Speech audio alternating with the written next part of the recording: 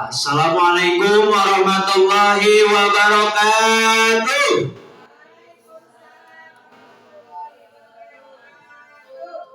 Masih lemes, coba sekali lagi. Assalamualaikum warahmatullahi wabarakatuh.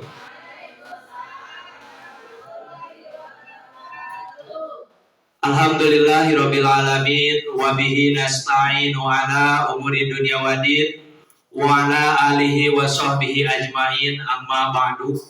Salamnya marilah kita curahkan kepada baginda kita yakni Habibana wa Nabiyana Muhammad sallallahu alaihi wasallam, kepada keluarganya, sahabatnya, tabi'in, dan mudah-mudahan kita selaku umatnya di yaumil akhir. Yang saya hormati ibu bapak guru yang mewakili sekolahnya masing-masing sekecamatan Cisaat, yang saya hormati pemateri yang ada di samping kanan saya, Bapak Hasan Marwiji, SPDI, MPD. Sebelum saya membacakan kurikulum PT dari pemateri, ingin coba lagi suaranya. Halo, halo, hai, halo, halo, hai. Alhamdulillah ya, masih ada suaranya. Sekarang saya akan bacakan kurikulum PT dari pemateri. Nama lengkapnya yaitu Muhammad Hasan Marwiji, SPDI, MPD. Kemudian tempat tanggal lahirnya Sukabumi, tanggal 2 bulan Juni 1986. Jenis kelamin laki-laki. Email aristo.muhaji@gmail.com.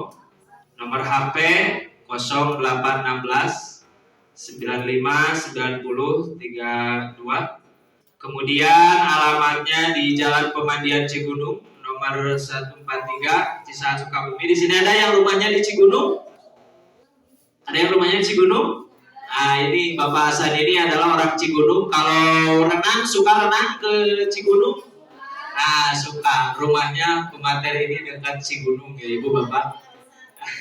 Bisa nanti mampir ya. Kemudian motonya yaitu belajar, belajar, dan belajar. Nah, riwayat pendidikan dari pemateri yaitu MI di Cijambe. Kemudian MTS-nya di Al-Falah, MA-nya juga di Al-Falah. S1 beliau di STI Sukabumi. Kemudian S2 di UIN Bandung, S3 di UIN Bandung juga. Luar biasa ya, tepuk tangan buat pemateri ya, luar biasa. Mudah-mudahan kita termotivasi dari riwayat pendidikannya sampai S3 ya. Selanjutnya yaitu pengalaman jabatan. Yang pertama beliau jabatan sebagai ISMI tahun 2021. Kemudian beliau aktif di Research and Literacy Institute tahun 2018. Kemudian beliau juga aktif di IMN tahun wakil rektor tahun 2019-2022. Kemudian yang 4 konsultan pendidikan. Ini adalah data pribadi dari pemateri, kemudian riwayat pendidikan sampai pengalaman jabatan yang sangat luar biasa. Mudah-mudahan kita terinspirasi kepada beliau ya terhadap jenjang pendidikannya. Nah, tadi ada yang ingat katanya materi apa Bu ini? Coba ulang lagi sekarang teh.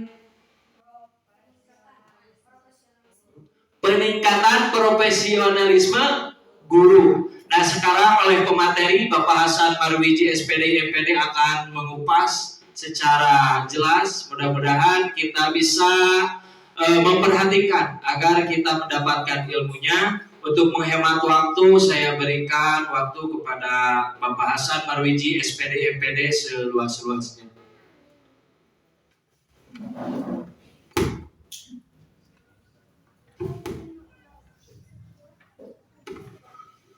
Baik, Assalamualaikum warahmatullahi wabarakatuh. Alhamdulillah mabadu, yang saya hormati Ketua Panitia beserta jajarannya dan Bapak Ibu sekalian, Kepala Madrasah dan para guru di MI Kecamatan Cisaat, Kabupaten Sukabumi. Alhamdulillah hari ini saya bisa duduk di sini sebagai orang yang terlahir dari madrasah, dari mulai MI, MTS, MA, STAI, kemudian S2 saya di UIN dan sekarang sedang S3 di UIN. Jadi saya orang di bawah Kemenak sebenarnya. Tetapi dari situ dan kemudian hari ini saya bekerja, salah satunya adalah konsultan pendidikan, dan saya mengelola 4 lembaga pendidikan, 3 di Sukabumi, 1 di Bandung. Ada yang menarik Bapak Ibu, dan saya hanya mau menjadi konsultan pendidikan kalau di bawahnya adalah madrasah. Kenapa begitu? Karena saya mungkin darahnya kalau digorok gitu, darah saya mungkin keluar warna madrasah gitu. Nah, maka dari itu ketika Pak Agung kontak saya, dan kebetulan saya kemarin kuliah online, jadi saya bisa pulang ke Sukabumi langsung. Saya sangat antusias ketika menghadiri itu, walaupun saya tahu bahwa di Cirenyet ini ada Pak Dede, itu mungkin pernah saya kader gitu, dan termasuk juga banyak senior saya yang hadir, termasuk jadi yang pengantin tadi pun juga adalah kakak kelas saya, bukan kakak kelas ya, senior saya yang mendidik saya di dunia pendidikan. Nah Bapak Ibu sekalian, materi ini saya anggap sebetulnya Bapak Ibu itu sudah lebih paham karena secara teknis Bapak Ibu sudah mengalami itu. Dan ketika tahun 2004 saya pertama kali lulus MA dan saya harus ngajar di sebuah madrasah ibtidaiyah di Cigulung, dulu namanya MI Cijambe. Karena saya mungkin di situ, ibu saya di situ gitu. Dan ada beberapa hal yang paling menarik ketika mengelola madrasah. Satu, madrasah itu dianggap second class, kelas kedua dari SD dan lain sebagainya. Ini yang menjadi tantangan kenapa saya lebih tertarik hidup di dunia madrasah. Kemudian ketika ketika terjun di dunia madrasah itu karena dianggap second class, bahkan saya juga memang bagian dari pengurus KKMA Kabupaten Bapak Ibu, walaupun saya sudah bukan lagi kepala MA di salah satu lembaga pendidikan, karena memang saya konsennya di manajemennya bukan di kepalanya.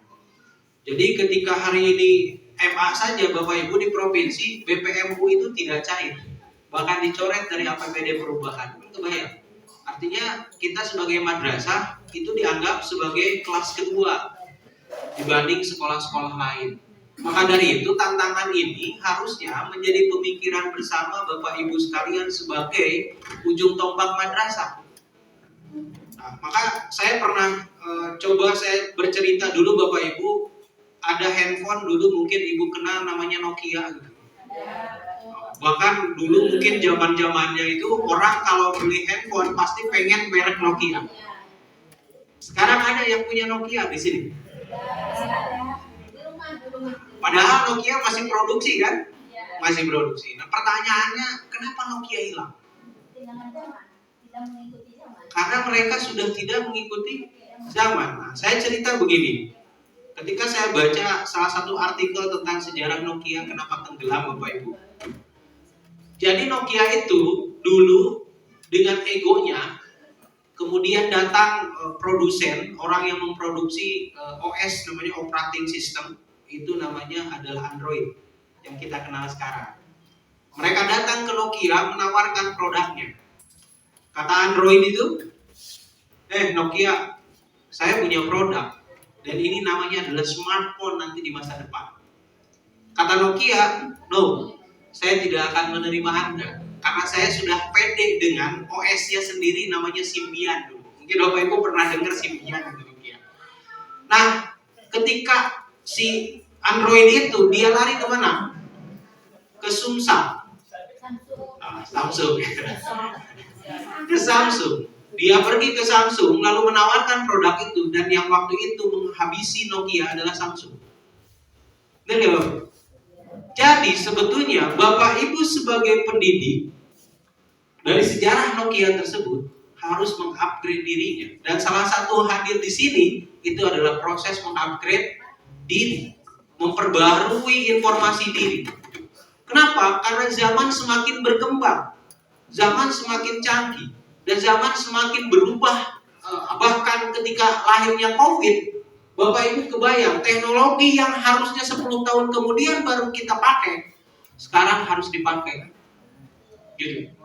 Mungkin ketika 2019 saya baru kenal yang namanya Webex, Zoom gitu. Kalau Bapak Ibu yang mungkin sekarang kenalnya Zoom, Google Meet gitu. Saya kenal itu 2019 sebelum Covid. Pas setelah Covid jebret, semua orang jadi mengenal.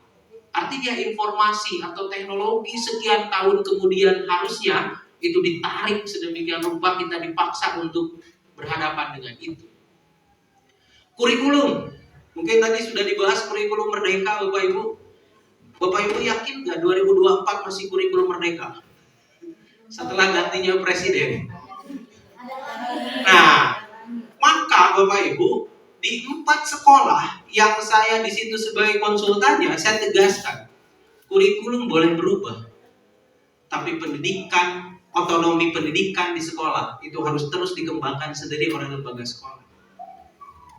Maka di salah satu sekolah di Sukabumi misalnya, saya ke guru bahasa Inggris matematika ngomong begini Bapak Ibu. Saya panggil, oke, para asatid guru bahasa Inggris, bahasa Arab. Anda tahu nggak? Dulu saya belajar bahasa Inggris, bahasa Arab dari kelas 3 MI. Sampai saya kuliah ketemu bahasa Inggris S1. Tapi kenapa saya nggak bisa-bisa? Berapa tahun saya sekolah dari kelas 3 MI sampai kuliah? Benar Bapak Ibu? Lalu kenapa orang yang berangkat ke Pare Kediri sana 1 bulan bisa?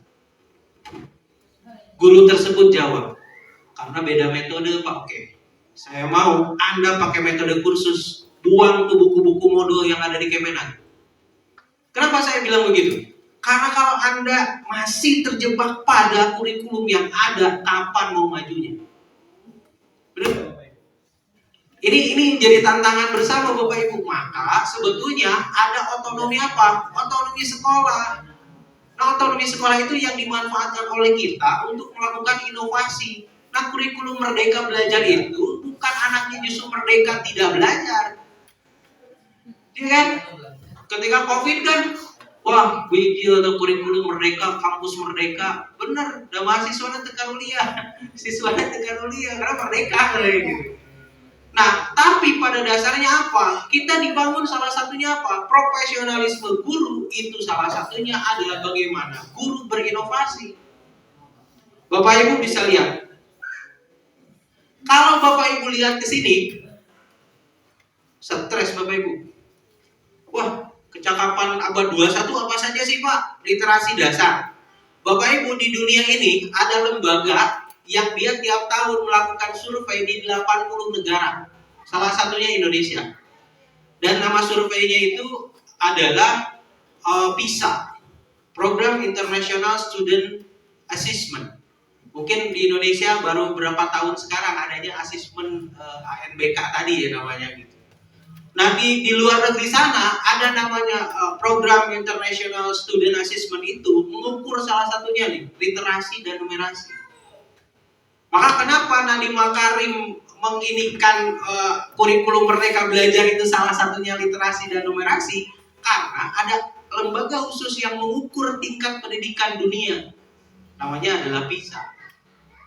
Dan yang diukur adalah anak di usia 13 sampai 15 tahun. Jadi Bapak Ibu, Indonesia itu nomor berapa?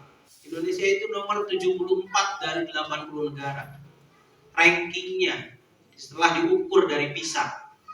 Karena ranking mah alimnya apa gede-gedenya Bapak Ibu. Saya ngangerian alo gitu. Ada ranking nak. Pak hiji atuh mah. Nilai yang 100 kiji mah leutik atuh. Padahal ranking itu pengennya kan yang kecil Bapak Ibu ya. Nah Indonesia itu nomor 74 Bapak Ibu. Dan literasinya nomor 73. Jadi kenapa Bapak Ibu mungkin ada yang ngalamin lihat soal ANBK anak? Soalnya apa? Literasi. Nah, pertanyaannya, stok buku di sekolah kita berapa? Bagaimana anak dibebaskan untuk membaca dan mengeksplorasi dirinya? Makanya Bapak Ibu ciri khas Merdeka itu salah satunya adalah ada yang disebut pembelajaran berbasis proyek. Coba saja Bapak Ibu analisis. Itu ada namanya project based learning, pembelajaran berbasis proyek. Nah itu tuh membangun literasi dan numerasinya di situ. Bahkan IPA dan IPS saja kan rencananya digabung. Jadi IPAS namanya. Gitu. Jadi nanti itu mungkin di SMA itu nggak ada lagi jurusan IPA IPS, mungkin bisa jadi karena digabung gitu ya. Nah Bapak Ibu, ketika literasi dasarnya ada beberapa poin, di situ saya tulis ada 6 poin, dan salah satunya adalah literasi finansial, literasi budaya dan bermasyarakat. Nah kemudian kompetensinya Bapak Ibu, saya malam tadi itu diskusi sampai jam 10:30 malam karena ada dosen kebetulan Pak Rektor yang isi materi dosennya itu Pak Rektor. Itu karena beliau bisanya 19.30 saya kuliah. Yang salah satu dibahas Bapak Ibu adalah bagaimana menangkal hoax. Yang Bapak Ibu kan sering dengar ya hoax. Nah salah satu daya tangkal hoax itu berpikir kritis. Ketika kita dapat informasi, dianalisis dulu informasi itu, tidak langsung ditelan begitu. Dan ini harusnya dibangun dari semenjak anak madrasah ibtidaiyah.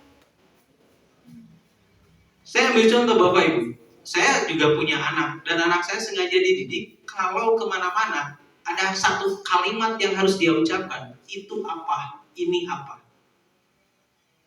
Membangun apa? Kepenasaranan, membangun daya berpikir kritis. Maka kalau kemana-mana bawa ke kebun binatang, ini apa? Banyak yang gitu Bapak Ibu. Itu membangun berpikir kritisnya. Nah pembelajaran apa yang membangun berpikir kritis itu Bapak Ibu? Dan itu kan salah satu poinnya nanti ke literasi membaca, numerasi kan gitu sebetulnya. Nah kemudian berpikir kreatif. Nah kompetensi kreatif ini juga harus dibangun Bapak Ibu, dan bagi anak di tingkat madrasah ibtidaiyah perlu dibimbing. Tidak bisa dibiarkan begitu saja. Kayak saya misalnya ada madrasah aliyah, saya bilang ke guru-guru, oke, salah satu syarat anak madrasah aliyah di sekolah tersebut, itu saya bilang mereka harus terjun di masyarakat. Dan mereka seminggu tuh ngajar di dunia gitu, karena mereka madrasah aliyah, nggak ngajar di dunia. Kemudian bagaimana mereka memimpin pengajian dan lain sebagainya. Salah satu syarat lulusnya itu. Kan kita hanya ngasih pancingan Bapak Ibu. Jadi Bapak Ibu kalau misalnya ke anak itu jangan dikasih ikannya. Yang harus dikasih adalah pancingnya supaya mereka mikir dan kreatif. Nah kita itu biasanya dikasih pancing yang ikan-ikanan. Sehingga pendidikan itu kalau bahasa teman saya itu kayak si siswa itu kayak kerbau. Calanga, lapar. Itu filosofinya yang begitu Bapak Ibu. Jadi ketika anak butuh itu. Nah, sehingga kemudian ada pertanyaan begini Bapak Ibu. Kenapa Finlandia itu menjadi negara nomor 1 pendidikannya di dunia? Dan di Finlandia itu nggak ada UTS, nggak ada UAS, kalau sekarang PAS gitu ya, nggak ada Bapak Ibu. Kenapa bisa mereka seperti itu? Karena anak didiknya itu, nah ini bedanya Indonesia dengan Finlandia. Di Indonesia saya bayangkan siswa itu sebagai siswa ada 3 siswa. 1 ikan, 2 gajah, 3 monyet. Saya anggap saja 3 binatang itu siswa. Lalu gurunya itu nyuruh ketiganya untuk naik pohon. Maka apa yang terjadi Bapak Ibu? Siapa juaranya? Monyet, ikan gak bisa naik. Gajah gak bisa naik. Benar gak Bapak Ibu? Dan di kita itu menganggap semua siswa sama, bakatnya sama, kemampuannya sama. Benar? Maka kurikulum Merdeka Belajar itu salah satunya memisahkan bakat dan kemampuan anak. Saya pernah mimpin rapat orang tua santri itu. Saya bilang begini ke orang tua, Bapak Ibu sekalian, di sini nggak ada ranking. Kan nggak rewas ya, kenapa kita ya ranking gitu? Saya bilang rankingnya itu banyak, ranking 1 juga banyak. Ada anak yang dia jago matematika, tapi dia nggak bisa sejarah. Ada anak yang jago akidah akhlaknya, tapi dia nggak bisa mata pelajaran yang lain. Artinya bakat anak itu berbeda-beda. Maka jangan anggap anak yang ranking 1 itu adalah anak yang jago semua mata pelajaran. Bisa jadi anak jagonya di seni itu ranking 1 di seni. Benar gak Bapak Ibu? Karena bakat dan minat anaknya berbeda-beda. Nah, di sini yang harus dipikirkan oleh seorang guru apa? Menjadi guru profesional berarti harus mampu memiliki kemampuan memisahkan bakat dan kemampuan anak yang berbeda-beda tadi. Salah satu poinnya itu Bapak Ibu. Maka di Finlandia, anak kelas 2 SD itu sudah dipilih-pilih. Oh, anak ini jagonya, senangnya di seni. Kayak masuk kelas seni kamu.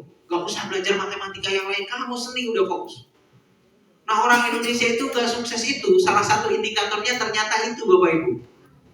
Contoh Bapak Ibu, kalau Bapak Ibu punya anak misalnya, dia jagonya matematika, tapi dia gak bisa bahasa Inggris. Kira-kira kalau disuruh kursus, dia harus dikursusin matematika atau bahasa Inggris?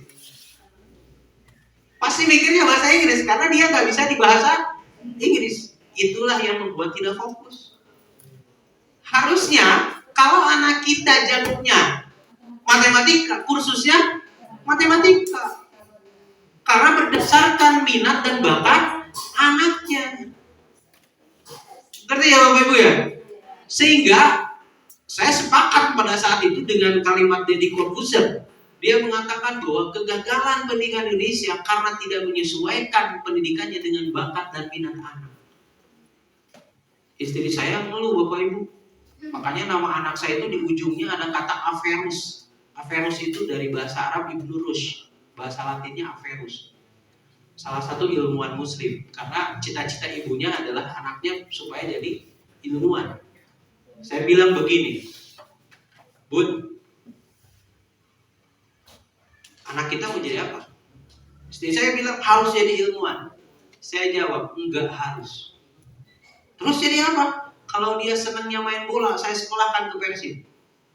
Kalau dia senangnya seni, saya sekolahkan kuliahnya di jurusan seni. Saya nggak akan maksa. Sesuai apa bakat dia dan apa minat dia. Sehingga anak itu tidak terpaksa. Benar Bapak Ibu ya? Tidak terpaksa. Karena sesuatu yang dipaksakan itu nggak enak Bapak Ibu. Nah, sehingga kebayang Bapak Ibu harus membangun ini. Dan karakter yang harus dibangun pertama itu ingin tahu, rasa penasaran. Karena orang kalau sudah berpikir kritis itu rasa penasarannya tinggi. Cik, kira-kira ibu-ibu atau lamun ayam murang kali ketika ibu ngajar disuruh nanya ngacung sadayana. Atau cirina anak punya rasa ingin tahu. Ya oke, kalau ada pertanyaan dipersilahkan. Jempling sehingga di kuburan. Sedih Bapak Ibu ya? Ada pertanyaannya satu, budak nangis ngerti.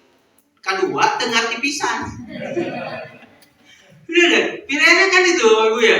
Nah sehingga ini yang jadi persoalan. Dibutuhkan daya kreatif seorang guru untuk membangun kompetensi-kompetensi ini. Dan poin paling pertama, rasa ingin tahu, inisiatif. Misal Bapak Ibu, saya dulu ketika di M itu sok dibawa ke ngaranna namanya Buk. Buk itu tempat irigasi air. Orang mayor cina poe ieu mah, besok mayor bararekal. Terus bawa lauk na kudu double. Namun cedera lauk na kudu double. Dan guru nggak ngasih tahu Bapak Ibu pas nyampe besoknya ke Buk Kabri gitu ya. Muka beket, timeng, lauknya kurun pakai 2.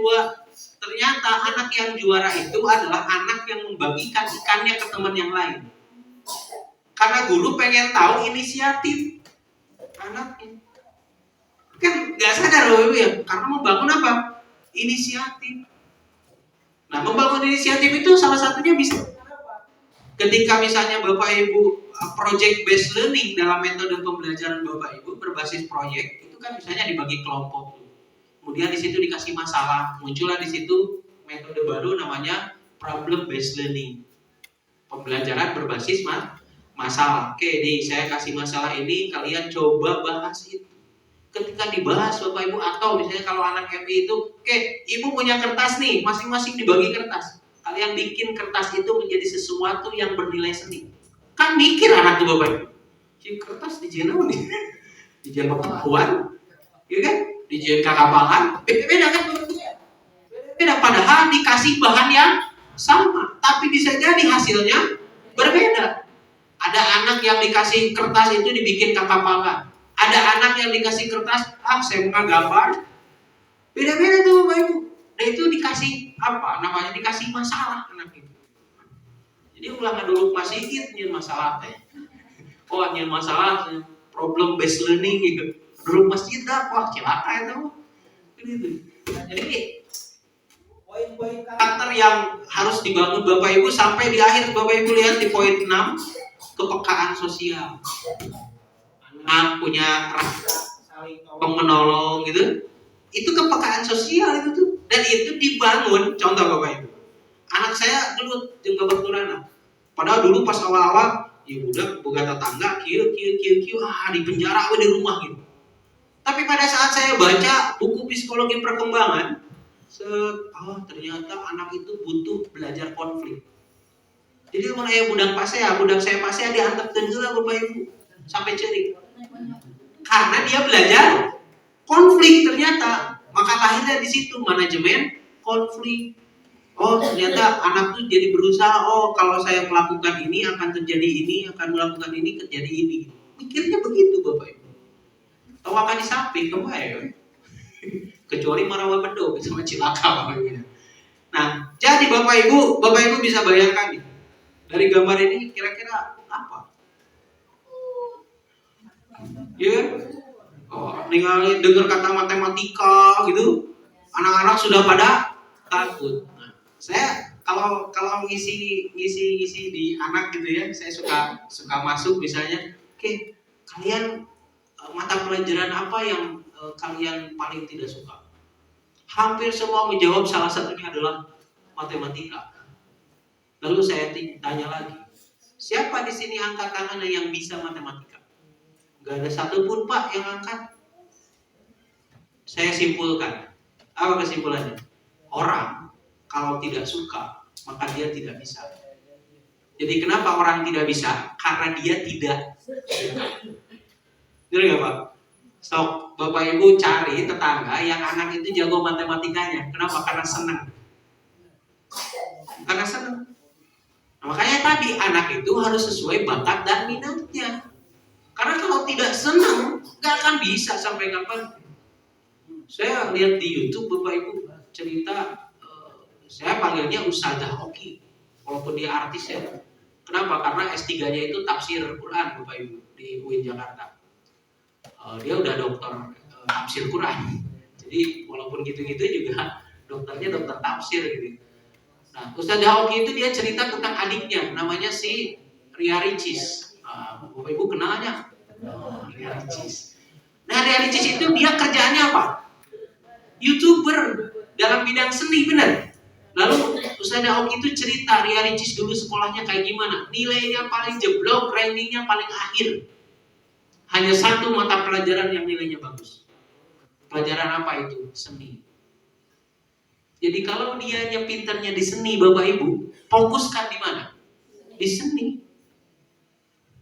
Jadi maka saya di 4 lembaga itu, saya bilang, oke, dari mulai hari Sabtu sampai hari Minggu harus banyak ekstrakurikuler di situ untuk pengembangan bakat dan minatnya. Karena anak Bapak Ibu hari Minggu banyak sih kudu ka sekolah, lamun anakna minat pasti datang. Sehingga apa ya, lamun misalnya Bapak Ibu seneng badminton tuh walaupun nomok mayar itu ini ya, dibayar bener tuh. Kusabab naon? Kusabab beras sepina, bener gak? Nah maka peminatan itu Bapak Ibu itu harus dibarengi dengan kesiapan lembaga dalam menyiapkan sarananya, apakah itu ekstrakurikulernya dan lain sebagainya. Nah itu Bapak Ibu salah satu bagian dari yang harus kita pikirkan adalah kenapa anak tidak bisa, karena anak tidak suka. Termasuk juga, maka saya hari ini mungkin pengen membangun paradigma berpikir bahwa salah satu poin yang Bapak Ibu harus pikirkan itu adalah apakah anak Bapak Ibu itu mencintai Bapak Ibu atau tidak. Itu masalahnya. Maka saya ketika kemarin ngobrol sama Pak Kasih, Pak Maman itu kebetulan ada rapat dengan Pak Maman itu, Pak Maman ngobrol sama saya, Pak, guru itu ada beberapa tipe. Satu, ada guru wajib. Guru wajib Pak Hasan? Guru wajib itu adalah guru yang ditunggu kehadirannya oleh siswa. Berarti sebaliknya ya guru haram. Ya. Nah, guru haram. Guru yang tidak diharapkan kehadirannya oleh siswa. Nah, Bapak Ibu ini masuk kategori yang mana tuh? Saya mah guru sunnah Pak. Rek hadir, rek itu tidak diharapkan. Ayah gitu. Bener gak Bapak Ibu? Kadang ada yang menunggu gitu. Si Bapak iya kemananya? Bener kan? Kadang ada yang udah berarti si guru tersebut sudah dicintai oleh murid. Nah ini yang harus dibangun, berarti kita guru haram atau guru wajib ya Bapak Ibu? Guru wajib. Berarti Bapak Ibu kumaha? Kudu humor, kudu menyenangkan anak, benar kan? Nah, mari kita sama-sama belajar. Kenapa? Karena sekolah itu bukan medan perang. Bapak Ibu dari rumah sudah bawa senjata. Bukan. Benar kan? Nah, yang banyak di kita contoh Bapak Ibu. Kalau Bapak Ibu buka tes CPNS, yang di situ ada formasi namanya guru bimbingan konseling. Syarat salah satu formasi bimbingan konseling S1-nya harus S1 psikologi. Bukan lulusan tentara. Tapi diurang lamun di sekolah lebaran kumaha pasti nu ngaranna guru BK, deteangan guru pang. Bener Bu? Nah, ini yang salah. Kenapa? Namanya juga guru bimbingan konseling, dulu namanya BP, bimbingan dan penyuluhan. Sebab di orang Sunda bisa disalahgunakan disuluh kan gitu. Jadi diganti bimbingan dan konseling. Nah, bimbingan konseling itu apa Bapak Ibu? Curhat. Curhat kumaha panggil guru nage? Lawan salah. Saya pas masuk 2018 namanya Awasilah Hasanah Islamic Boarding School. Saya masuk 2019 datang ke situ dia guru BP-nya sa. Iya Pak. Oke, ganti. Apa kok diganti? Salah milih guru BP. Saya nggak S1 BK. Saya datangkan dari lulusan UIN Bandung jadi guru S1 BK di situ. Lalu saya cecek, ini ya yang harus dilakukan. Anak harus berani curhat ketika ibu ada di sini. Anak sudah punya jadwal curhatnya kapan. Maka anak-anak itu curhat, Bu. Ibu, ku guru itu mengajar lieur. Nah, ketika BK punya data itu, guru iya mengajar lieur, aku naon teu ngarti. Cik, kira-kira lamun di BP atau BK itu punya data itu, dia ngobrol ke kepala sekolah, benar? Pak Kepala, punten. Iya, aya laporan guru iya ngajarna lieureun ka siswana. Sok solusina kumaha? Lain dicarekan guruna. Lahirlah namanya PKB. Lain partai, Bu. Naon PKB teh? Pengembangan apa? Aduh.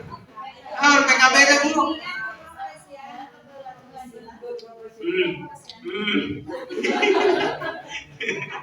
PKB pengembangan berkelanjutan. Sip, mantap.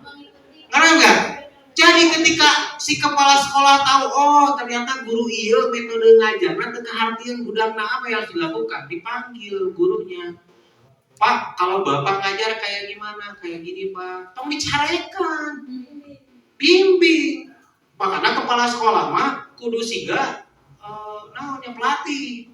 Kudu sagala bisa, ngiperan bisa, jadi back bisa, kan gitu nya. Guru teu aya eusian usaha kepala sekolah, karena lagi kepala. Betul Bu. Nah, jadi kepala sekolah manggil maka program itu berjalan. Lakukan supervisi. Oh, kurang binaan, lakukan pembinaan. Oke, kita belajar hari ini tentang metode pembelajaran apa di zaman ini. Oke, metode pembelajaran ini, guru ini punya metode apa, guru ini punya metode apa, sambil ngaliwet gitu. Jadi menarik Bapak Ibu, di sekolah itu dinamis gitu. Dan guru juga teu monoton, datang ke sekolah isu-isu, balik duhur gitu. Benar kan? Eleh ku guru PAUD, pulangna asar, naon heula cik? Ada melang heula. Iya kan? Yang besok alat mau dipakai naon di media pembelajaran anak. Benar kan?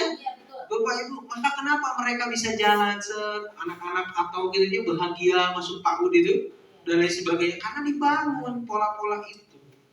Nah, jadi sekali lagi Bapak Ibu harus mulai berpikir kreatif karena sekolah bukan medan perang.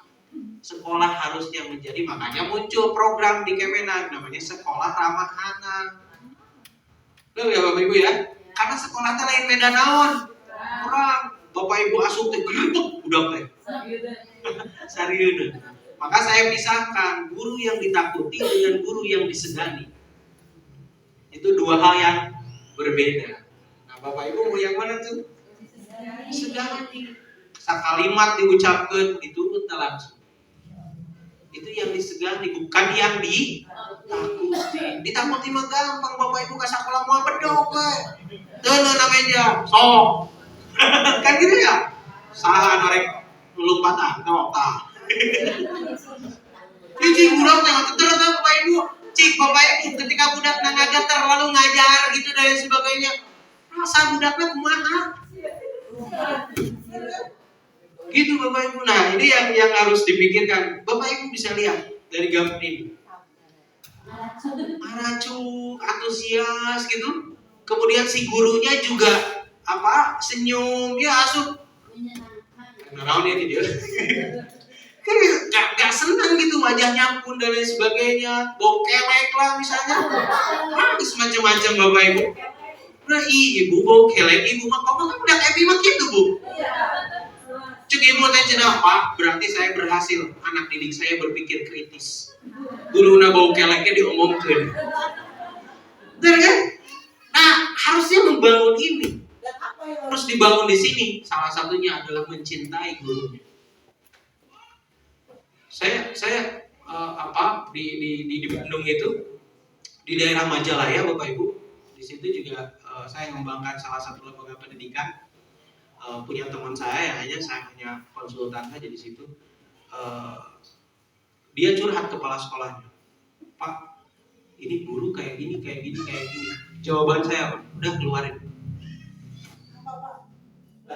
Kalau gurunya sudah dibenci sama anaknya, gurunya mau ngajar apapun sampai kapanpun, anaknya nggak akan pernah mau, nggak pernah suka. Benar nggak Pak?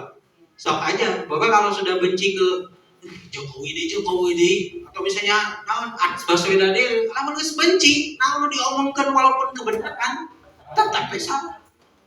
Maka solusinya keluarkan guru. Waktu itu saya ke kepala sekolahnya begitu.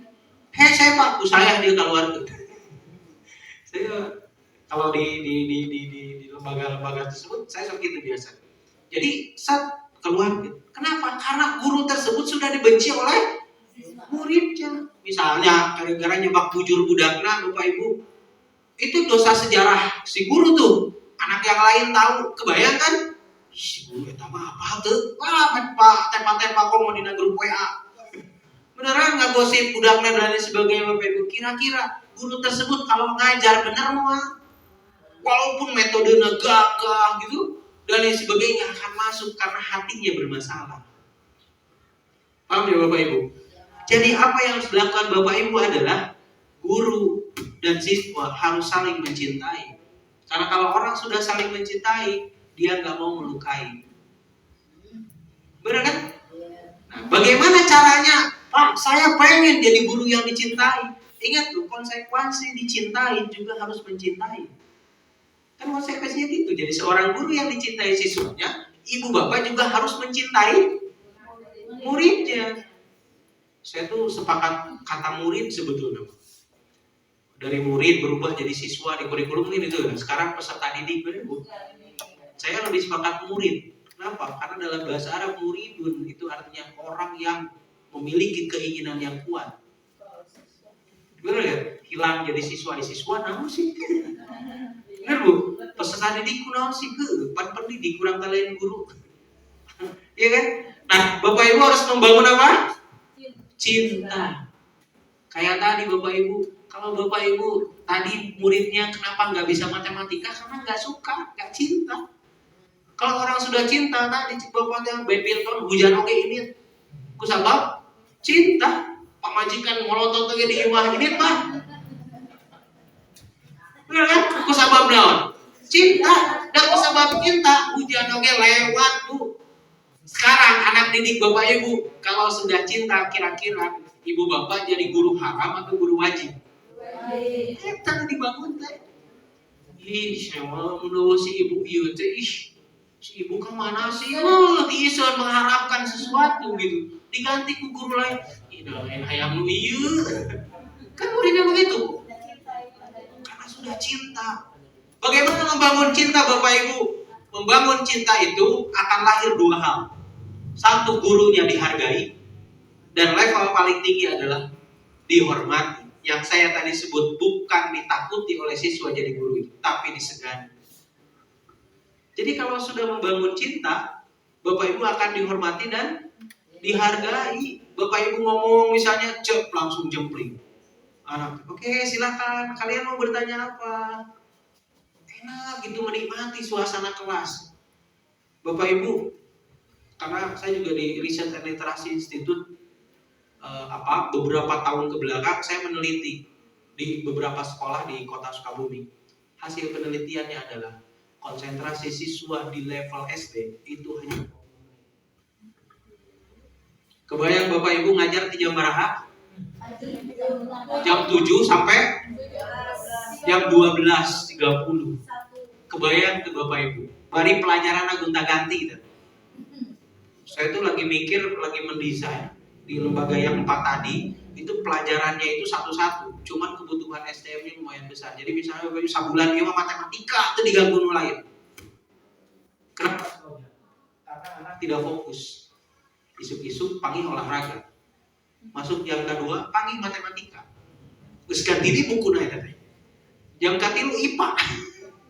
Tidak Bapak Ibu. Sedangkan otak manusia itu terbatas. Sedangkan kurang dijejelan wae tah. Lingkus pinu gitu. Udah kan kabayang terpulang ke rumah anak ngebul sehingga kumaha gitu ya Bapak Ibunya. Ini kan bahaya sebetulnya. Jadi, maka di kurikulum Merdeka Belajar itu Bapak Ibu silakan nanti dipelajari. Salah satu poinnya apa? Bahwa kurikulum Merdeka Belajar itu jadwal pelajaran itu tidak per minggu, tapi per tahun. Kenapa per tahun? Supaya Bapak Ibu dinamis dalam mengolah pelajaran. Kan kalau di MI guru kelas Pak ya, kecuali bahasa Inggris biasanya. Bingung muridnya bahasa Inggris teh.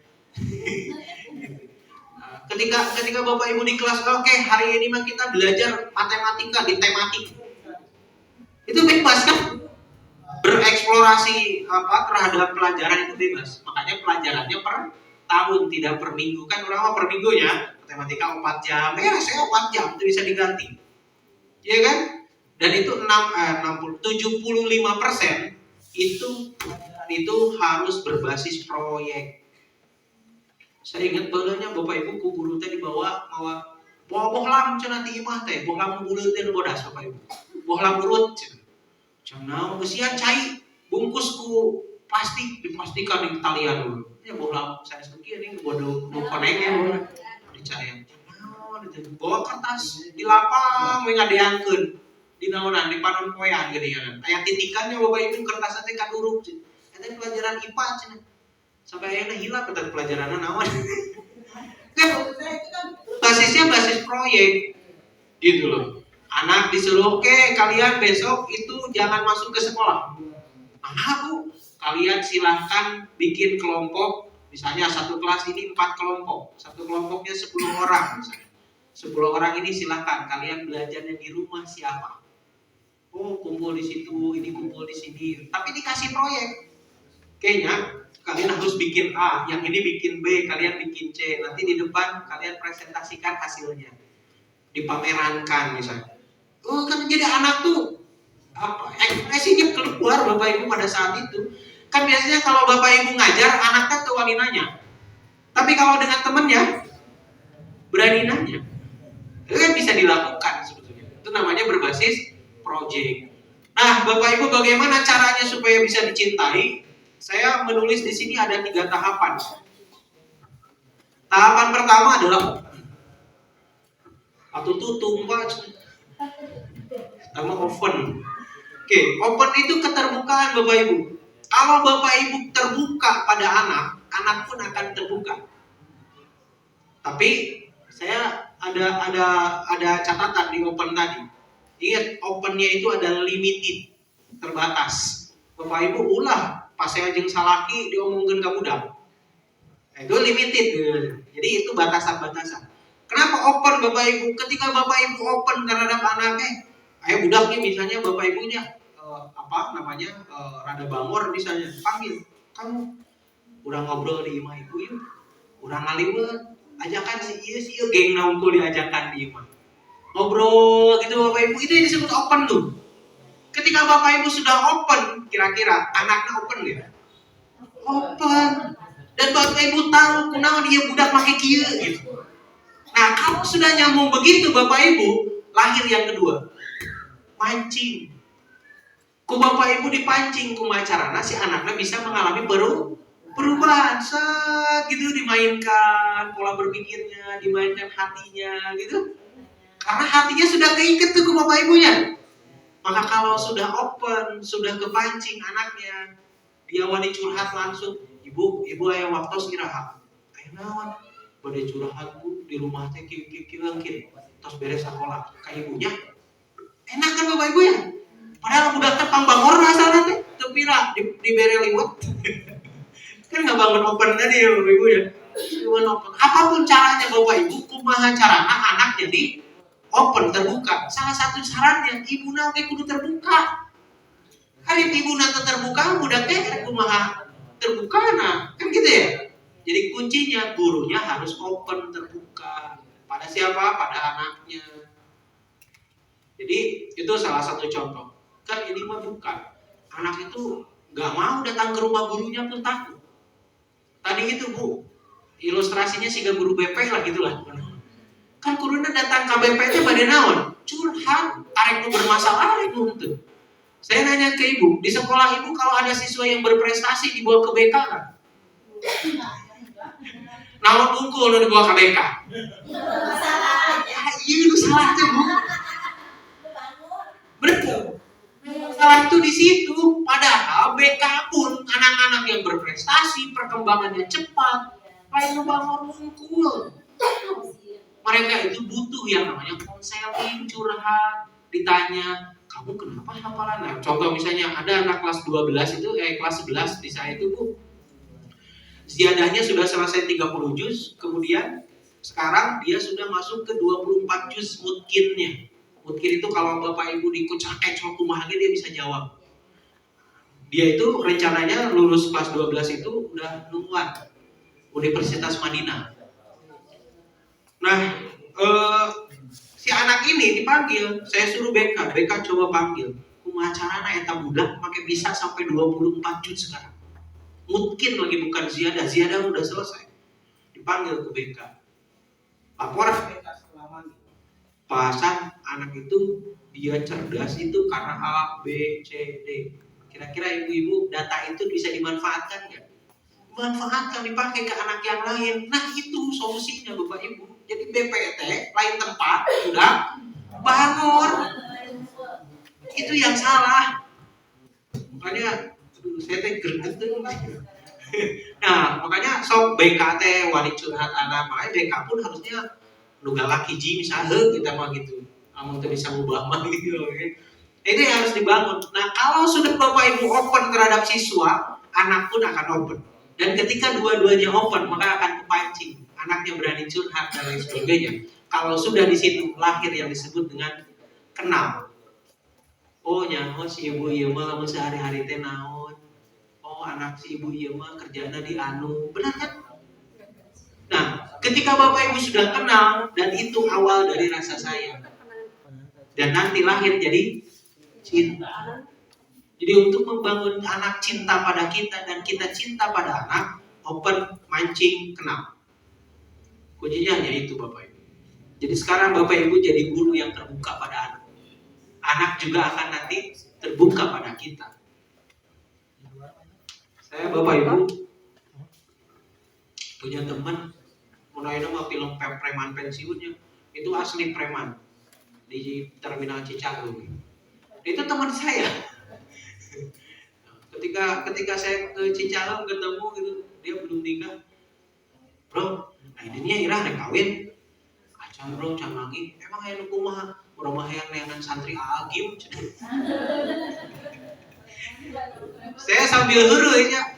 Apa tuh? Kunaon Siti Khadijah dinikah ku Nabi Muhammad. Karena Nabi Muhammad cocok aja Siti Khadijah. Sorry, nanti gitu Bu. Nah maksud saya ketika teman saya walaupun dia tahu, ini mah jangwatan step bro, apa namanya, buka pasantren, tapi dari ustad saya mencintai. Preman sarua di jalan, saya mencoba kalimat-kalimat itu, mencoba supaya open sebenarnya. Karena orang biasanya kan kagok ya, maka saya kalau datang ke situ pasti pakai kaos. Walaupun saya jadwal kuliah saya itu harus pakai batik, kemeja gitu Bapak Ibu, nggak bisa pakai celana jeans bahkan. Di UIN itu apalagi jurusan pendidikan Islam gitu ya, itu apa format pakaiannya. Tapi ketika saya datang ke terminal pakai kaos, celana jeans, pakai celana capit gitu Bapak Ibu, asik gak? Gitu. Kenapa? Karena supaya bisa masuk ke orang-orang tersebut. Ini yang harus dibangun tuh kayak gitu. Oh iya budak resepna futsal ya. Kemarin Bapak Ibu tersebut futsal ya? Direct ke futsal. Kayak Bapak orang minta ke kepala sekolah, ke bendahara, jadwal futsal. Karena futsal budak pepatahan di lapang futsal itu masalah kan? Itu masalah. Oke ya. Karena ternyata pendidikan Islam itu awal mulanya sederhana. Apa? Innama bu'istu.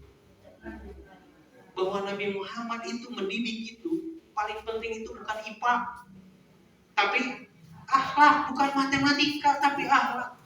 Jadi pendidikan dulu Nabi Muhammad itu secara sederhana hanya akhlak Bapak Ibu. Bapak Ibu percuma anak pintar matematika kalau tidak berakhlak. Maka proses pertama, maka saya selalu bilang ke guru-guru di lembaga-lembaga pendidikan di saya. Jadi itu mematahan saya punya, bukan mematahan ibu. Jadi saya selalu bilang, kalau kelas kotor, jangan pernah mulai pelajaran. Ngapain kita belajar akidah akhlak kelasnya kotor? Jangan naon diajar pikir, ari masih kita bala. Saya selalu bilang begitu Bapak Ibu. Kenapa? Karena pendidikan Islam Rasulullah saja diutus untuk apa? Menyempurnakan akhlak manusia. Jadi paling penting apa? Akhlak dulu Bu. Ya budak teu kondisif ya geus beres olahraga, tong diajar matematika, teuing bukuna Bu. Kumacaran anak presula. Dak, urang kudunan yuk. Bu, urang kudunan meuli rujak. Ngebangun apa? Patungan. Ngebangun sosial tak Bu? Benar gak? Jadi terpenting materi-materi itu yang paling penting adalah akhlak. Materi mah kewe. Udah bisa kene diudak, benar Bu? Yang paling penting akhlaknya dulu. Nah inilah yang disebut dengan guru yang profesional itu melihat kondisi kelas, kondisi anak, kondisi dirinya juga. Kan aya kene Bu, lamun aya masalah di imah dibawa ke sekolah. Di imah teh pasea jeung salaki. Ka sekolah teh cicing mah deh. Kebudakan. Benar Bu? Ini kan masalah Bapak Ibu ya. Masalah. Maka Bapak Ibu ketika masuk gerbang sekolah, masalah apapun yang ada di luar sana, stop di gerbang tenan. Asup ka sekolah matang dibawa. Benar kan? Ibu senyum, apapun itu ibu harus lakukan. Kenapa? Sebabnya disitulah yang disebut profesional. Tenan ibu di gerbang tong dibawa asup. Masalah cicingnya lah ya. Kayak balik di teangli. Da balik ka imah mah stres teh Bu. Bener? Di imah nungguan ayo lagi hutang seneleponan. Ibu kan Bu? Ibu. Pareman HP nasa. Mun aya nu nagih ka sakola dagoan mang. Sabab saya boga prinsip lamun masalah perlu di gerbang cicing. Nu lagi hutang di mana Bu? Di gerbang we cicing atau diajakan. Kenapa sebabnya Bapak Ibu? Sebab ke sekolah itu kalau guru yang profesional dia tidak membawa masalah di rumahnya. Stop, itu profesional. Hinggalkan aja. Salaki amak-amakan di imah, eueuh sangu, bobokonangku, terserah. Geus asup ka sakola mah happy jeung budak gitu ya. Saya selalu nanya Bu ke guru-guru saya yang masih ada. Pak, ari Bapak kunaon sih awet ora? Saya mah awet aja, Pak. Bahkan oke geus meninggalkan dunia hitam. Saya mah hiji san. Nah, Pak. Sok seserian jeung barudak. Ternyata Bu, guru-guru ibu sok saya nanya ke ibu-ibu nih yang sudah sepuh. Kira-kira murid Bapak Ibu terus di mana air? Bukan air terus icuan. Iya sok kabayang, tapi ibu kieu-kieu kene. Kuduna disyukuri, bener Bu? Disyukuri karena ternyata ngurus anak itu happy. Kuncinya happy Bu. Anak saya kalau istri saya marah-marah Bu, dia bilang apa? Bun, kalau marah-marah cepet tua. Karena saya udah ajarkan. Guru mah tinggal itu ngorang. Sabar nah, sebab sok heureuy, tara ngamuk-amukan. Berarti lamun nu gajah kolot eta teh sok ngamuk-amukan. Bener Bu ya? Sekarang lamun ibu sok, ibu we aya teh guru ibu nu aya keneh. Aya kan wajah nanti gitu-gitu kene. Bener gak? Gitu-gitu kene. Bahkan ketika saya ketemu pas ngajar dulu di MI itu ketemu gitu murid saya suntangan Pak ingat kene tuh kayak gitu nu mananya. Saking ku banyakna gitu maksudnya. Tapi Bapak masa kieu maksudnya bikin hidup. Ini ya, jadi nah itu maksudnya aku kalau masuk ke sekolah jangan bawa masalah dari luar. Stop di gerbang. Sepakat ya Bu ya? Nah, maka Bapak Ibu sekalian, metode pembelajaran itu penting. Lebih penting dari materi. Jadi ada guru Bapak Ibu, Bapak Ibu mungkin dulu pernah belajar matematika, guru nanti pinter, tapi metodenya kurang teka arti. Ayah guru secara materi terpinter-pinter teuing. Tapi karena dia punya metode, kearti ke budak. Jadi penting materi, penting metode Bu. Metode yang paling penting dibanding materi. Itu satu. Yang kedua, ada lebih penting dari metode. Siapa namanya guru. Jadi metode pembelajaran itu lebih penting dari materi pembelajaran, tapi guru lebih penting dari metode. Cik tadi Bapak Ibu, ayah guru metode halus. Tapi guruna teu dicintai. Nah, kekeluar termasuk Bu ya? Termasuk. Iya mah guru teh resep urang mah. Geus budak kalimat resep. Geus selesai teh Bapak Ibu. Kalau bahasa Nabi Muhammad itu kan uswatun hasanah. Kalau saya terjemahkannya adalah penginspirasi. Kadang ibu bapak ngajar itu nurutan guru nu baheula ngajar. Berarti guru itu sudah menginspirasi Bapak Ibu. Maka saya nulis tuh di kantor sekolah itu saya tulis. Jadilah guru penginspirasi bagi siswanya. Supaya guru tuh rada mikir gitu Bu. Saya jadi penginspirasi siswa saya enggak sih? Gitu. Atau jangan-jangan siswa saya tuh di depan senyum, di belakang ajebengan. Banyak kan Pak ya? Banyak. Berarti cara ngebangun cinta tadi. Nah, guru adalah sesuatu yang penting. Jadi tadi materi itu tidak lebih penting dari metode. Tapi metode tidak lebih penting dari guru. Tapi guru adalah sesuatu yang penting. Tapi jiwa gurunya itu lebih penting. Makanya ibu kalau jiwanya bermasalah di rumah, tong dibawa ke sekolah. Nah, sebab dibanding metode, dibanding guru, yang paling penting adalah jiwa gurunya happy, tenang. Maka kultur di sebuah lembaga itu harus dibangun tong konflik wae, pasiku-siku, nu korban budak bener. Nah, udah perlu dibangun. Happy aja gitu. Diomongkan gitu. Nah, Bapak Ibu sekalian, sama halnya. Jadi ketika saya kelola lembaga pendidikan itu, Bapak Ibu ngomongkan di tukang loba. Tapi apa yang saya lakukan? Orang kalau membicarakan saya, berarti saya dianggap penting. Segitu ya kalimat. Ciri dan diomongkan. Benar kan? Tongkol lama bu. Pada ngomongkan abdi teraskan. Cirina saya penting. Kan serada Bapak Ibu. Nah, maka Bapak Ibu sekalian, ini harus terjadi. Apa? Sinkronisasi. Kalau tadi Bapak Ibu cinta satu sama lain, saling mencintai, guru dan siswanya harus ditambah siapa? Orang tua. Karena Bapak Ibu butuh kerjasama. Cik tadi Bapak Ibu, anaknya terbuka tuh curhat ke Bapak Ibu. Nah, udah Bapak Ibu kudu lakukan. Oh iya, masalahnya di kolotna. Kudu didatangan kan? Datang ke orang tuanya, ibu punten, dan lain sebagainya. Bapak Ibu, saya kalau boleh jujur, di lembaga pendidikan yang saya kelola itu, Bapak Ibu, gajinya tidak besar. Tapi besar itu kalau pada saat penjengukan. Kenapa penjengukan dia dapat uang amplop dan lain sebagainya? Orang tua tuh ngarang amplop Pak. Kusabab anaknya benar-benar diperhatikan. Itu artinya ada kerjasama antara orang tua, guru dan siswanya. Saya pernah studi banding ke Darul Quran. Sekolahnya yang punyanya Ustadz Yusuf Mansur. Di situ tuh ada namanya 3 pilar. Jadi 3 pilar itu Bapak Ibu, siswa, guru, orang tua. Nah, kalau di lembaga pendidikan saya, pas mereka tiap tahun ajaran baru, 3 pilar ini bertemu dengan bimbingan konseling atau psikolog.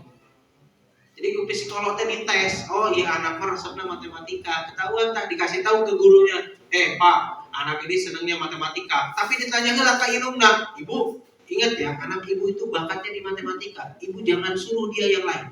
Ku psikolog tak Bapak Ibu, tengah-tengah. Dari nama lupa diajar Pak, di YouTube ini gampang sebetulnya mah. Daripada nonton drama Korea Bapak Ibu, atau nonton ini Aldebaran, sih kene. Jadi ini harus perlu kerja sama. Sekarang saya nanya nih ke Bapak Ibu. Dari jumlah sekian puluh siswa, cik coba, imah budak sekian puluh teh geus datangan can sadayana. Eta masalah nanti Bu. Makanya ada yang disebut program namanya kompisi. Jangan roti buah-buahan disuguhkeun deui. Dimakan itu baru kena ya.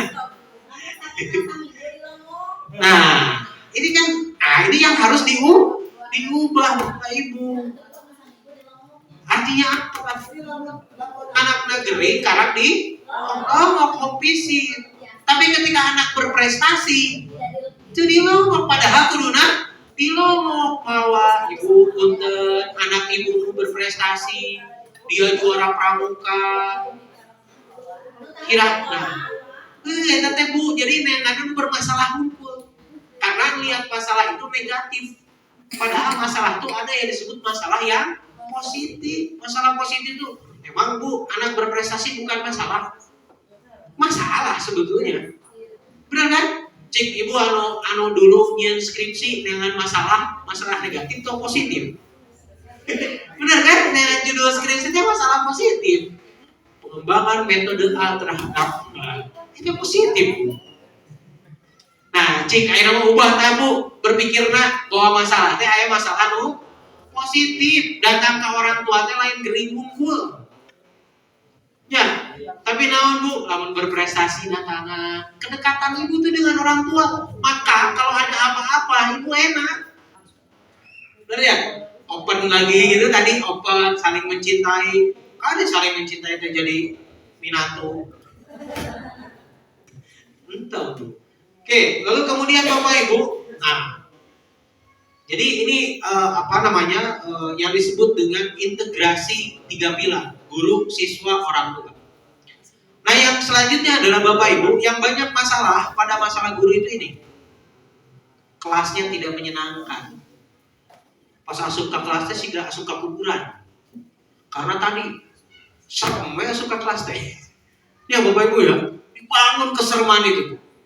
Cik, coba Bapak Ibu pernah nonton video ada guru yang ketika anaknya mau masuk, anaknya itu antri. Terus setiap anak itu punya ciri khas tos masing-masing. Ada yang tosnya begini ke guru gitu. Macam-macam tuh Bapak Ibu. Ih Pak, tuh sopan ya teh. Tapi pada masa kini Bapak Ibu, kita harus friendly dengan siapa? Dengan anaknya. Oke, terus kamu anak-anak SD kelas 1, MI kelas 1, 2, 3 punya, itu kan menjadi resep nukaran itu gitu. Apalagi sekarang zamannya TikTok. Oke anak-anak, kalian nonton TikTok pokoknya sok kayak di rumah masing-masing, jogetnya nu menarik. Jadi pas asup ke kelasnya joget heula, asup ke kelas. Assalamualaikum Bu. Menarik kan Bu? Jadi anak tuh bahagia masuk. Kenapa Bu? Karena anak sekarang itu disebut dengan anak generasi Z. Anak generasi Z itu senangnya adalah berselancar di dunia maya, tidak senang di dunia nyata. Bahkan sekarang ada teknologinya VR, pakai yang kacamata itu Bu. Jadi di UIN Bandung itu sudah ada kelas khusus itu VR, virtual reality. Virtual reality itu si mahasiswa itu cuma beli itu 5 juta, itu di sekolah di rumah masing-masing. Pasang itu, mereka kayak di kelas saja, Pak. Jadi kayak gini saja. Saya lihat ke sini gitu, ada Pak Dede misalnya. Saya lihat ke sini gitu, ada pintu, sama aja. Kacamata. Itu namanya virtual reality. Tapi ketika di analisis, kemarin kebetulan artikel saya, tugas kuliah saya itu artikel saya bikin penelitian itu, ternyata salah satu teknologi VR itu adalah anak jadi enggan hidup di dunia nyata dan dia nggak bisa memisahkan mana maya mana nyata. Itu masalah Bu, bener kan? Tapi mau tidak mau anak sekarang itu anak generasi Z Bu. Ketika anak generasi Z, apa yang harus Bapak Ibu lakukan? Bapak Ibu menyesuaikan diri. Budak apal TikTok, guru nak dulu ya apa? Bener Bu? Kenapa sebabnya? Sebab anak sekarang ya begitu. Cik coba TikTok itu Bapak Ibu kalau dibuka pasti bayangan Bapak Ibu yang mungkin belum pernah buka TikTok atau lihat TikTok hanya joget-joget. Padahal di TikTok itu informasi yang lain banyak. Bahkan ilmu pun juga ada di TikTok. Walaupun di handphone saya nggak ada. Jadi Bapak Ibu kelasnya harus dibangun menyenangkan. Bagaimana caranya membangun kelas yang menyenangkan? Salah satunya adalah tahapannya itu. Guru tidak kreatif sehingga kelas tidak menyenangkan. Ibu masuk ke asal. Mau pangkarisnya Ibu? Bersih. Cepret. Assalamualaikum. Buka halaman 38. KM, diktekeun. Bapak rek ngomong heula. Kaluan deui. Cik, kira-kira Bapak Ibu kalau gurunya seperti itu, gimana rasanya Ibu jadi siswanya? Iya kan? Diktekeun deh ya. Bener gak Bu ya? Oke, maka Bapak Ibu masuk. Kayak anak-anak sekarang lagi ngapain? Lagi nunggu Ibu. Kacau na Bu. Leungit tak gaji leutik ya. Kudu ningali budak itu ya. Bener Bu ya? Leungit. Ketika Ibu ketemu anak itu, oke anak-anak, mau belajar apa sekarang? Ibu pengen belajar bikin kue. Teman orang kue minggu mungkin jadi Ibu. Siap? Wah siap. Bawa tarigo 1/2 kilo. Iya ku sabab ieu mah boga material mawana 1 ton. Itu beda-beda Bu. Kan lumayan Ibu dagang gorengan di sekolah. Nah, jadi Bu dituntut seorang guru itu menjadi guru yang kreatif. Kalau Ibu hanya sebatas masuk, gitu-gitu lagi setiap hari, kira-kira anak-anak kumaha Bu? Bosan, jenuh. Saya berdiri itu karena saya sudah melihat Ibu misi bosan. Makanya di deketan, nunutan deketan gitu. Di harewosan gitu. Udah nunggu. Benar kan? Belum dimau kan tuh penggaris. Saya bola tataran Bu, majenuh lah tuh. Penghapusnya, penghapus kebegalannya Ibu berarti bor. kayu aya karpetan ya. Belum hejo balik teh. Tapi untung nak baheula baca usum melapor. Budak ayeuna Bu, diciwit saeutik laporan, kolot datang. Tapi lamun kolot teh geus cinta ka ibu, wanian ngamek moal. Ibu, punten, kenapa anak saya hijau ininya? Oh, dia itu mau berubah. Enak Bu, berubah jadi lono. Enak Bu kalau orang tuanya kita sudah deket, anaknya sudah deket. So, kira-kira ibu aya masalah nanaon enak mah? Enak bereskeun anak. Yuk kalau tak ujuk-ujuk datang mau preman, bawa seragaman dah dia, jual sana pakai baju pemuda Pancasila. Saya neangan si bapak anu, di mana si bapak anu? Ujung ngaulang, CTU teh cina. Aku ada di teang ada Bu. Bapak ngantar kan, pak kepala, nanti kabur jalan tukang.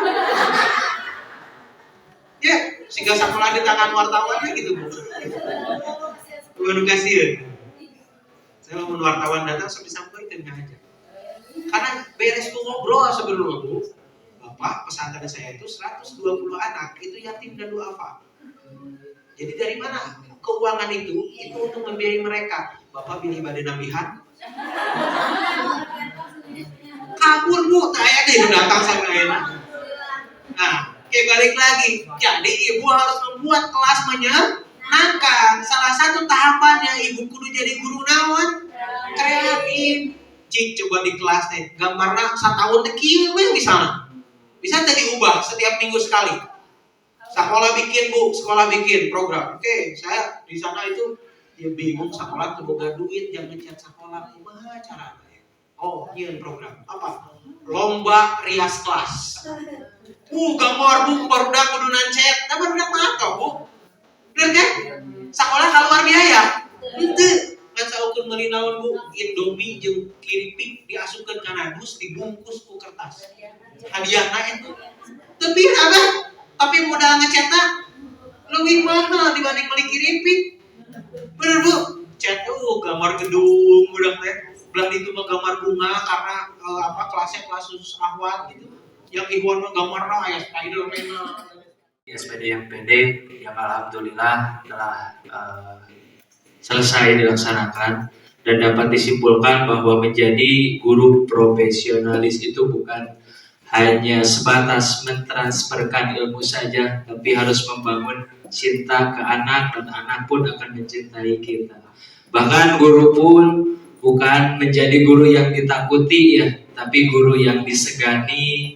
Dan memang masalah-masalah yang ada di rumah menjadi guru profesional itu tidak untuk dibawa ya ke sekolah. Mudah-mudahan kita menjadi guru yang profesional dan memang kembali ke sekolahnya masing-masing bisa mengaplikasikan ilmu yang dari awal tadi pemateri pertama sampai yang kedua sekarang. Mudah-mudahan ada manfaatnya. Kita tutup saja dengan doa sama saya ya. Allahumma sholli ala sayyidina wa habibina wa syafi'ina wa maulana Muhammad wa sallim radhiyallahu tabarak rasulillahi ajmain. Amin ya Allah ya rabbal alamin. Ya Allah ya Rahman ya Rahim. Kami memohon sore ini ya Allah, ampunilah segala dosa-dosa kami ya Allah. Ya Allah, ya Rahman, ya Rahim, panjangkanlah umur kami, ya Allah. Ya Allah, ya Rahman, ya Rahim, berkahkanlah rezeki kami, ya Allah. Ya Allah, ya Rahman, ya Rahim, jadikanlah kami menjadi guru yang profesional, ya Allah. Ya Allah, ya Rahman, ya Rahim, jadikanlah siswa-siswi kami menjadi anak yang soleh dan solehah, ya Allah. Alhamdulillahirabbil alamin. Hamdan yuwafi ni'amahu wa yukafi majidah. Ya Rabbana lakal hamdu kama yanbaghi li jalali wajhikal karimi wa li sultani. Allahumma inna nas'aluka salamatan fid din wa afiatan fil jasadi وزيادة في العلم وبركة في الرزق وتوبة قبل الموت ورحمة عند الموت ومغفرة بعد الموت. اللهم هون علينا في شكرة الموت والنجاة من النار والعفو عند الحساب. ربنا لا تزغ قلوبنا بعد إذ هديتنا وهب لنا من لدنك رحمة إنك أنت الوهاب. ربنا آتنا في الدنيا حسنة وفي الآخرة حسنة وقنا عذاب النار. والسلام على المرسلين والحمد لله رب العالمين. الفاتحة.